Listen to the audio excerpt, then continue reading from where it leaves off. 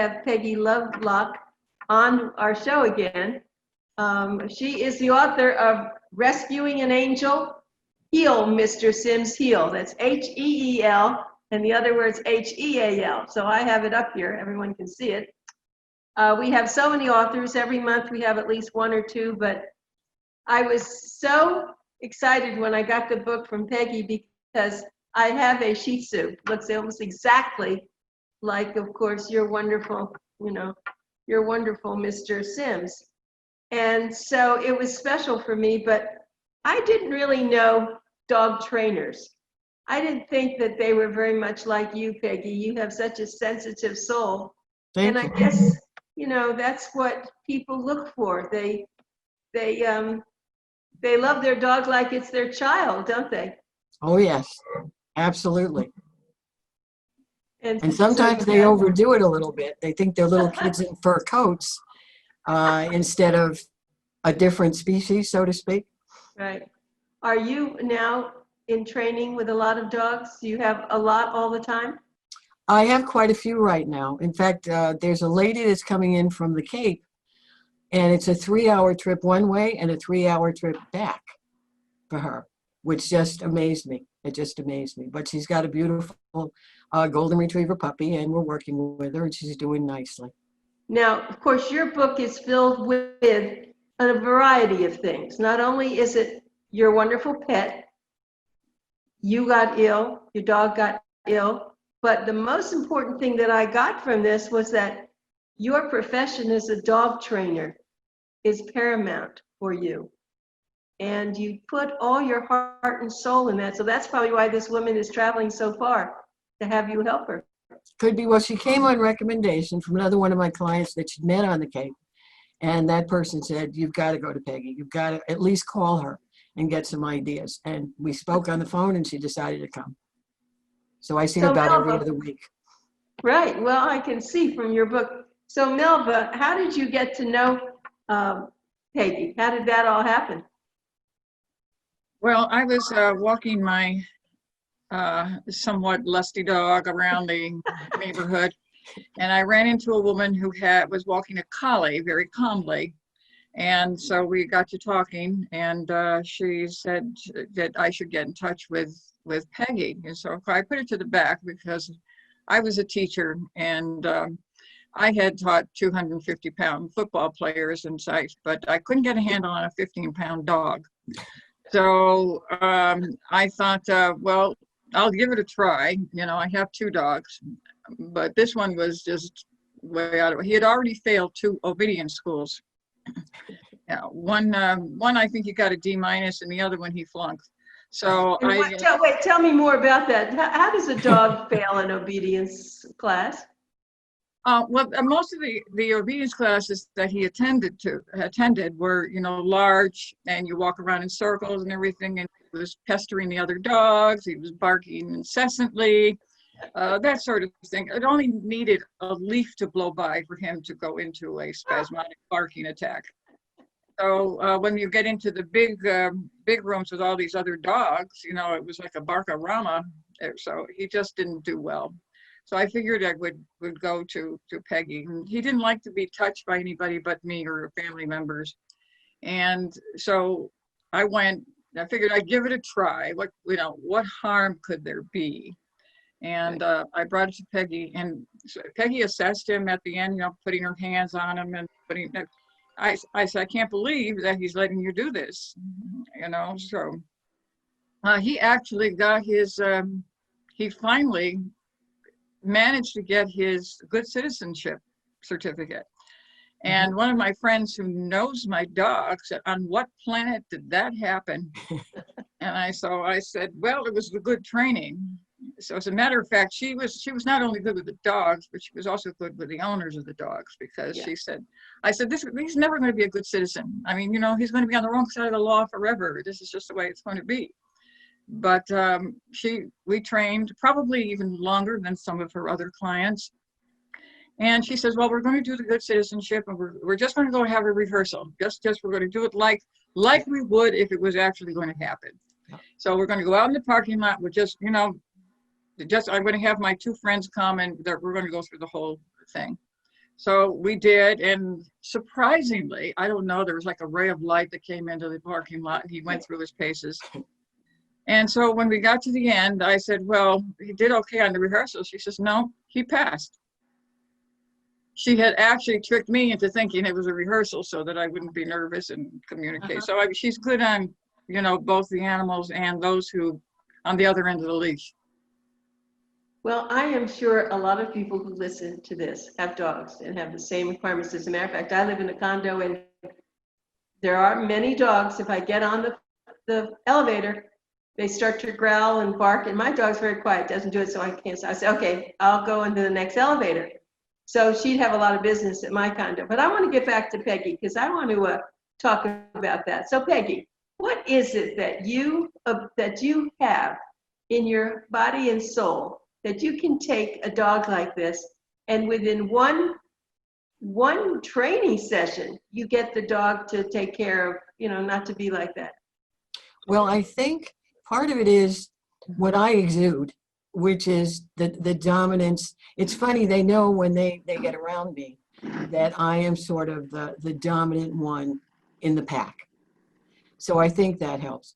Also, some people take signs that the dogs are giving to them in a different way than what the dog is actually sending out. So as far as Melva's dog, greatest little dog, I'm just a sweetie. But she was very nervous at the other end of the leash because of what had happened in these other obedience classes. So I had to break through that. And I was very calm with him. I petted him, I talked to him, and then everybody just kind of calmed down. I think as soon as she saw that he wasn't going to bite me, he wasn't going to get all upset, you know, I think that relaxed her. And that's part of my job too, is to relax the owners. And I always try and tell them, look, you're training a dog, but you're going to have fun doing it. Don't get all uptight about it because the dog's going to feel it and then things aren't going to work out the way you want it. How early should you actually have a dog trained? Can you take a puppy and not have to train it? Can you just, do puppies just listen to their owners normally? Up to a point. I would say once they get past that 2 to 3 months, as they start to go into 4 months, then they start to, it's like a child, they start to get a mind of their own. So to me, you've got to start letting them know who's in charge from the beginning. But after that, once they hit about, as I said, 4 months, then when they get into 6 to 8 months, they get into pre-adolescence. And then 8 to 12 months, you're looking at a teenager. And you know what we were like when we were teenagers. We didn't pay any attention to authority, no matter how much we knew. It was like, we know more than anybody. Same thing with the dogs. So there you really have to set the boundaries and the rules. Is your favorite word no? What's your favorite word if you're walking a dog and it's not doing it? Do you say no, or what do you say? No, I say leave it. Say what? Leave it.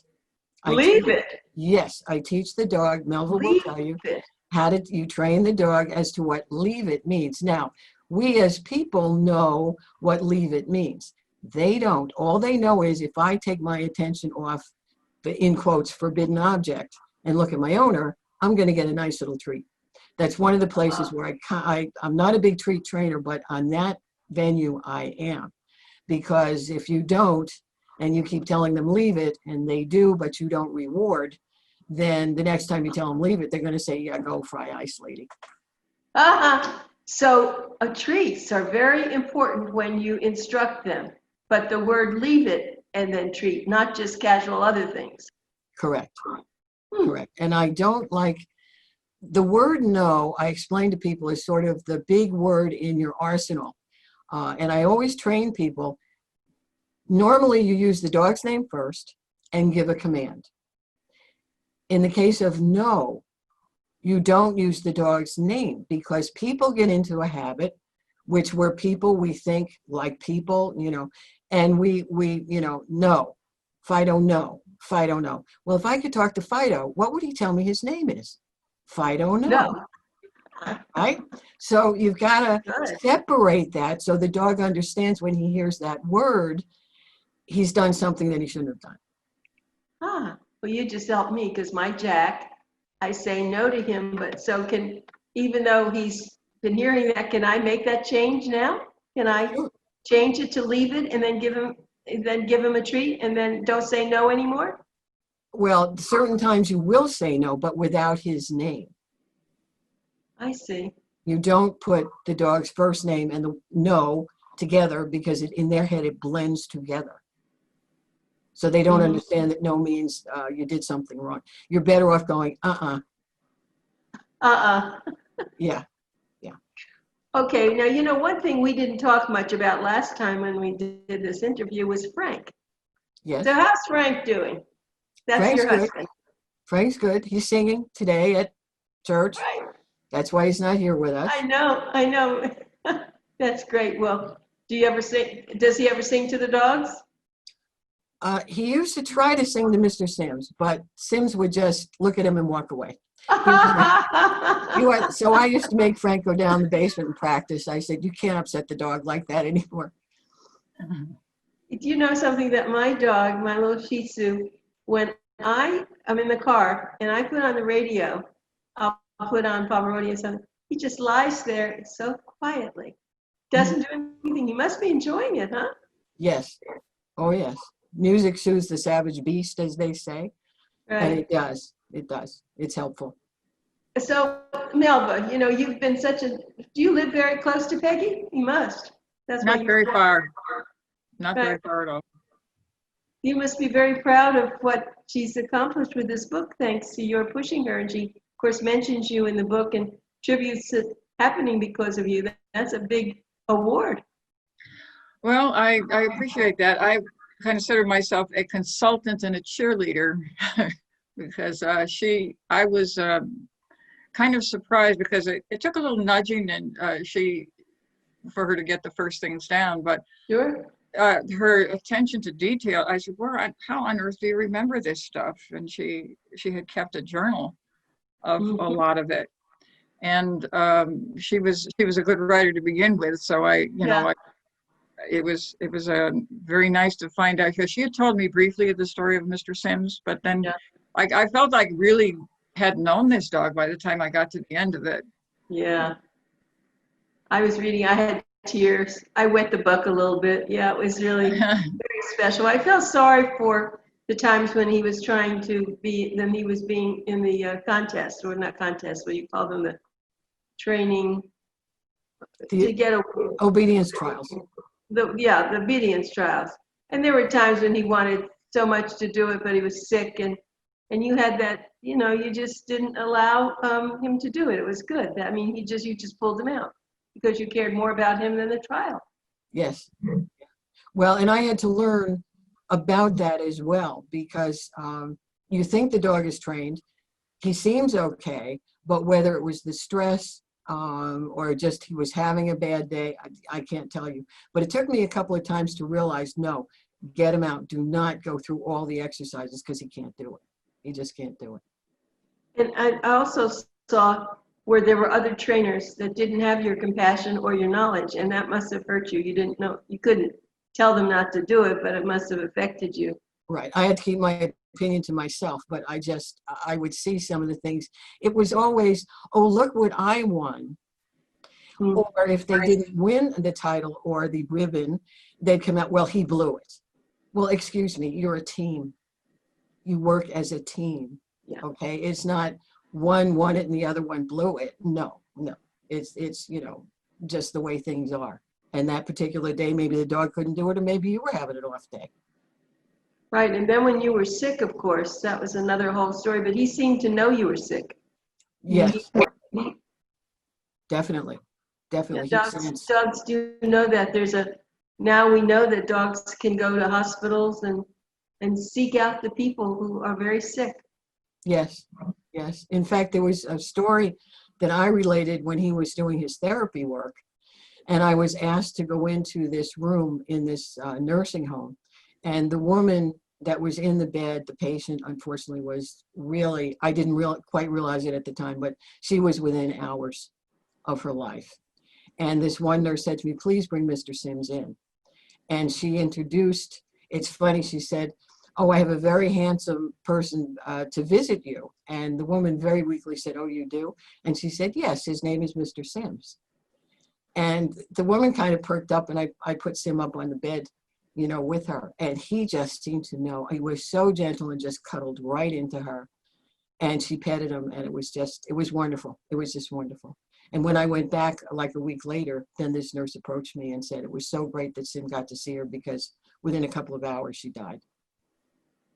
I was volunteering at a hospice in Palm Beach County once, and they are very, very understanding. A man had a horse, and he hadn't seen his horse, and they literally brought the horse into the hospice so he could see the horse. Yes. Very touching that people could understand that. Well, you get a connection with an animal.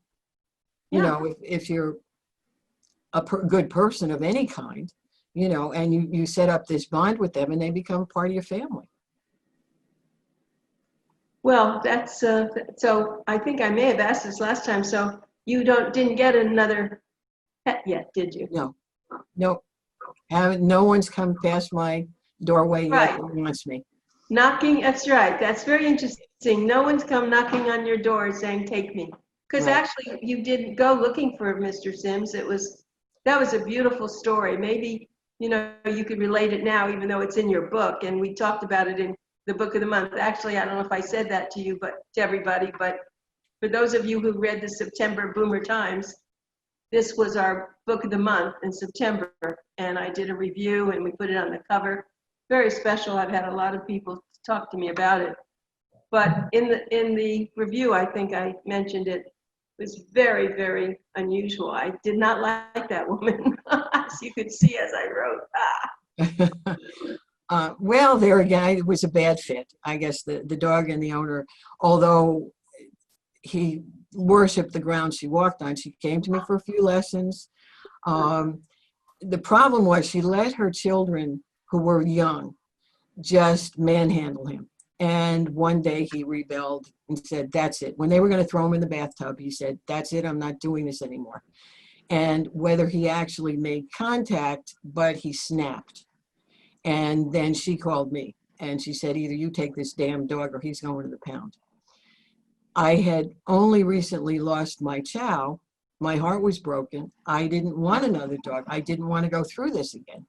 So I knew he was a great little dog. So I tried to ask different people that I knew, would you be interested? I'll help you train him. He's very trainable. He's very lovable. Evidently, he was meant to be mine, because nobody at that point, either they had a dog or they were looking for a larger dog, different type of breed, whatever. He became mine. Because in your book, you say that if you didn't take him or find a home, he was actually going to take him to the pound. Yes, and I was That afraid. really broke my heart. Oh my God. I was afraid if they asked her questions and she ever said that he went after one of the kids, That was it. That was it. I know. They would say I you know couldn't, which I could understand their point. They wouldn't be able to put him up for adoption. Yeah, so you did save him. And how long did you have Mr. Sims? 12 and a half years. He And was a little over 14 when he died. Yeah. And that's also something that, I've told you before that I adopted a dog who was 8. It's the little Shih Tzu, and he has congestive heart failure, but he's on medication, and I give him special love and special stuff. As a matter of fact, his treat are sardines. I give him a little can, and there's something in those sardines that must be very good for him. He's lying right, you can't even hear him breathing now. I mean, he is really doing well, but I do say, as you put in your book, every day is a gift. Yes. And even though we're not prepared for them not to be with us anymore, I say, okay, today's another gift, you're doing fine, right? That's right. That's right. And that's great.